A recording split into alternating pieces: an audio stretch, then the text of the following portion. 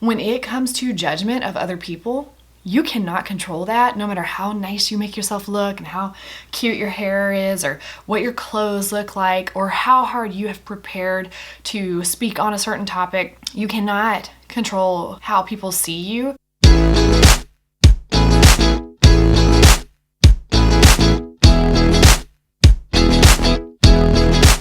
Hey, I'm gonna put on my makeup while I get ready for work and talk to you about something. One of the connections that I have on Instagram messaged me, and here's what she said. I thought it was so profound and I wanted to share it with you. She said, as a codependent myself, I've been understanding how much we are control freaks and how much we want to control how people see us. I think codependents are so self-aware that the blushing is a result of that and all of our criticism. It really hit me. Don't you feel self-conscious when people are staring at you while you need to perform, especially at work? The more we stay with ourselves, the better. But when we try to control the scene and the outcomes, the blushing happens. And then I said, this is so true. Control and trying not to feel that we are being judged when really we have no control over how others see us. It's like the ultimate performance to us. And if we feel judged, we feel we have failed. There is such a correlation.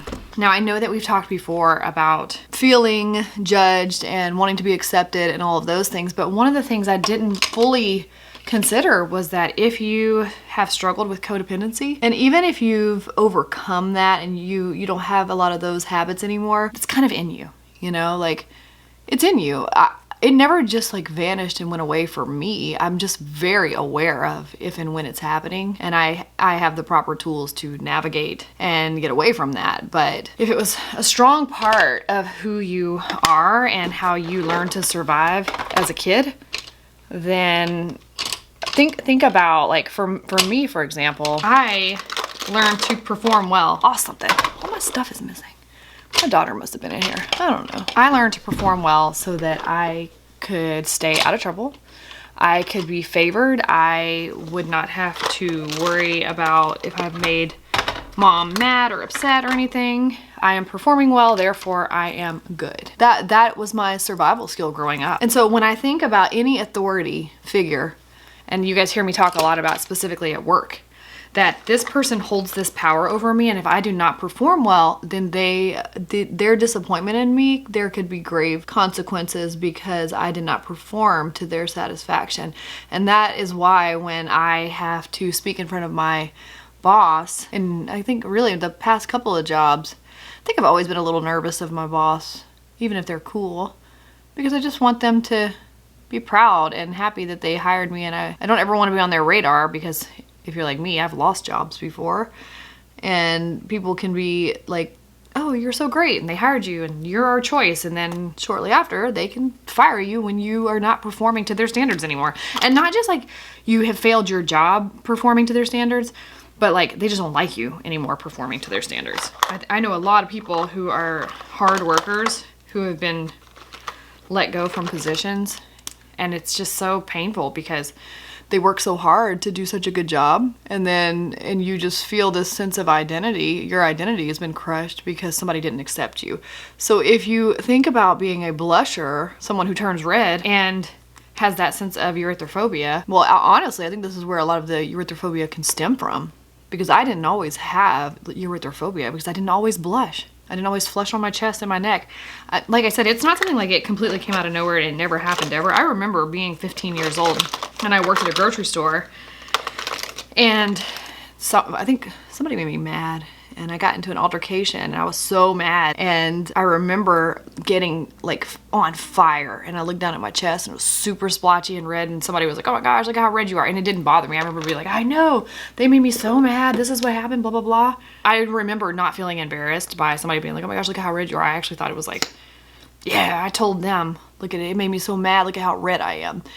So, and that was when I was 15. I'm 35 now. But it was over the past few years when I started getting into more high profile positions in work, making more money, higher on the scale, you know, up on the corporate scale, and there's more pressures. And honestly, I don't live my life in a way where like I just have to have money. I like having money, but I'm not like crazy in debt or can't afford the things around me if I lose my job. My husband and I have always lived in a way, well, when we were young married, we got in over our heads and we wound up losing our jobs in 2006, right after, or was it 2006 is when the market crashed here in the US.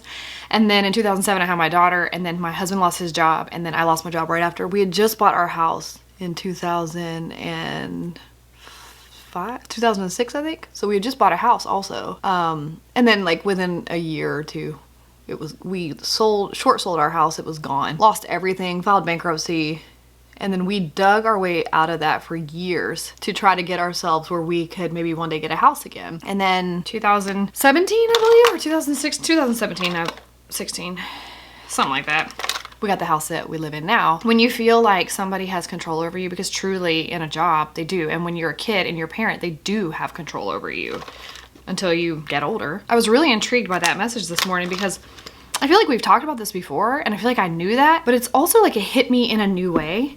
In a way I've never really thought about it. Do you know how that happens sometimes? That's how I felt like, well, duh, that is what happens. It's no wonder I'm blushing and flushing all over my neck and chest. It's because that mostly happens in a really extreme way whenever I am talking to somebody at work that is in a position of higher power. Now, it does happen at random, like when I get super hot in the car, or sometimes when I'm drinking alcohol. Not all the time, but sometimes when I'm drinking alcohol, it will happen. But it kind of flares up and goes away. And around one of my really good friends, I've been out with her, been downtown, we've had a great time eating, drinking. She sees it, knows it happens, but she doesn't draw attention to it. So if it does happen, I don't even think I think about it happening. But at work, and I think that's why I really have this goal to not work in corporate long term.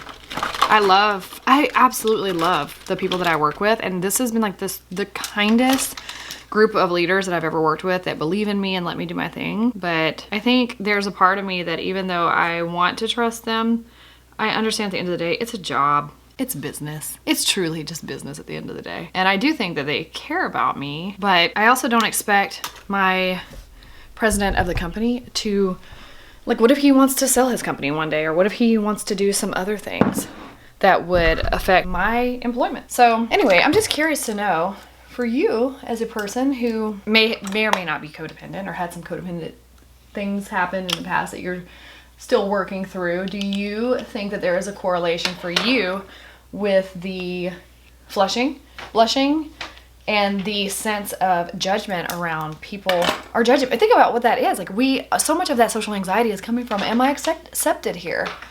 Am I seen? Do I matter? And what's so crazy is, like I've told you guys before, I've worked through so much of my own mental health in regards to things like that, and there's just certain things that are in me. They're just in me. And so I think it was my last video, I think I asked about, did you understand what I was saying? If you are more of a person with empathic tendencies, do you think that the flushing has some correlation with being an impact, with feeling deeply and understanding things on a deeper level, and constantly being tuned in to people's emotions and feelings and how they're responding, through their tone, facial expressions, body language? And with empathic tendencies, I think a lot of people who are empathic actually came from a very codependent background. So I'm just curious, in your situation, do you think and believe that codependency has played a huge role in your flushing experience, in your flushing journey, blushing, whichever? I reference them kind of at the same time. I mean, they're kind of the same thing. They're just in different parts of the body. Let me know in the comments below if that's something that you think has a direct correlation for you. And even if you're not in those negative habits and traits of like active codependency, but maybe it's still inside of you, like that's still running in the background, even though you're not actively walking around with those habits, but do you think that's still running in the backdrop of your life and who you are? I think that is the case for me, honestly. I think that it is something that it was wired into me at an early age. I wired it into myself to survive. Therefore, it runs. It like runs on autopilot. Am I accepted? Am I liked here? And I will say it's been a while since I've been around people, like because of the lockdown, but I don't think I've been in situations where I'm out somewhere and like in a while where with people, I'm like, do they care? Do they accept me? Am I seen and understood by them? I mean, I feel that way obviously when I speak when I speak about like my book or do any sort of public speaking back in the day when people could be together. You do want to make sure you're connecting to the audience, and that's kind of a different pressure though. That's not really something I think is codependent. That's more of a, am I delivering on what these people have asked for? And I feel that same way with my coaching when I do CBT, cognitive behavioral therapy. I'm, a practitioner for that. And when I do any sort of empowerment coaching, I'm like, am I connecting to my client? Are they getting anything out of this? I know that so much of it depends on them, but am I doing my part? And those are pressures of work. But I'm talking about like when I've been out and met new people, I kind of just don't care if they like me or not. And that's new because I used to care a lot about that back in the day, but not so much anymore. But when it comes to work, where that paycheck is coming from, am I performing well? And I don't even think it's just about like, hey, I want to keep my job and keep my money coming in. I think it's like I truly care about, it's a big deal to me when people hire you for something that they put their heart and soul into, for somebody's business. You've hired me to help execute things in your business, and I don't take that lightly, because I know one day I'm going to be a massive business owner, and when I have people working for me, I want them to take their job seriously as if it was their company. And that's how I treat this company that I work for right now. I treat it as if this is my own. I am entrusted with so much, and I don't take it lightly. I don't want to take advantage of that, take it for granted that somebody is trusting me with their business. So anyway, I'm rambling, and I do have to go get on a call right now, so I'm gonna wrap this video up. But all in all, my question to you is, do you have codependent tendencies? Do you know what that is? And if you don't, go look it up, because it can really teach you a lot about yourself and where to start on your path of healing. If you have overcome codependent habits, do you feel that that's still running in the backdrop of your life when it comes to turning red and flushing and feeling like you are judged and not accepted? And are you performing properly? Because that's what we do. We're constantly scaling the land to see, am I in control of this environment? And when we don't feel in control, which is with judgment in this case, I'm very sporadic in my life. I like things scheduled pretty well. Obviously, I would say I like to have a loose itinerary. So I like to have something mapped out so I can see where I'm going, but I also like to have the power and freedom to change the course at any moment when I want to. When it comes to judgment of other people, you cannot control that, no matter how nice you make yourself look and how cute your hair is, or what your clothes look like, or how hard you have prepared to speak on a certain topic. You cannot control how people see you. Realize you will not be for everyone, or there might be something in what you said that really just didn't connect to them. And so why would I try to control the environment around me and then feel upset and start getting this flustered feeling on the inside of fight or flight because I'm out of control, I'm out of control, I'm out of control? I have not given a lot of thought to the reason that I am flushing to such extremes with people of power is because I am not in control of their actions. So really returning every day and realizing I just have to let go and trust the process. I know that's easier said than done, but I'm really grateful to you, Julia. Julia is the one who sent me the message in regards to this, because you've kind of taken me into this place to think a little deeper and broader and focus in this area and bring some awareness there and understanding to myself in that situation with kindness as to why that matters so much to me. So anyway, guys, I'm going to wrap up this video because I got to run. Oh, shoot. Yeah, I do. Got 5 minutes. And I will see you all in my next video.